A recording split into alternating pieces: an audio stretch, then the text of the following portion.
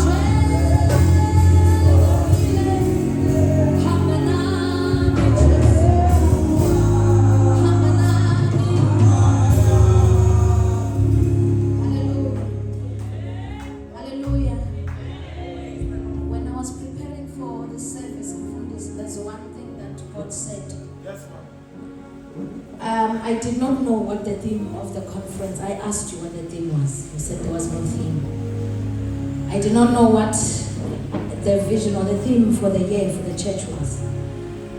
But as Ngulungula Kulmanami was talking to me about restoration, specifically of the Tabernacle of David. And I asked him, why restoration of the Tabernacle of David? Because the Lord says, with the end time revival that we are in, we need to restore back what was lost and restore back what gave us the edge.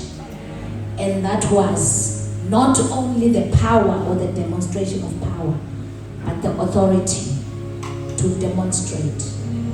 And the kingdom worship that allowed God to be fully present and fully operational. So in order for that to be done, there is restoration of the Tabernacle of David. Not that God is going to come back and build again another tent, but the principles that operated within that tabernacle, the precepts that made it stand. That is what God needs to revive in the church. Because last corner, in fact, when he spoke about it, he put it like this. What's one little verse in the end times, we just want to be called by your name.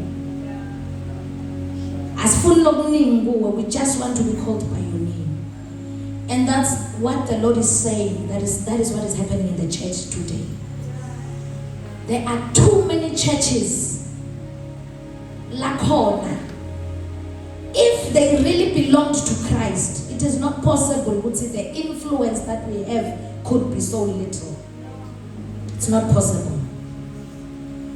Every other corner now, there's a church in every street. And they all profess to belong to Christ. If Christ is really the center of all these churches, why is there no impact?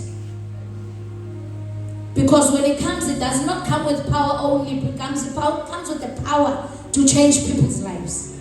So why are people not being changed? Why are they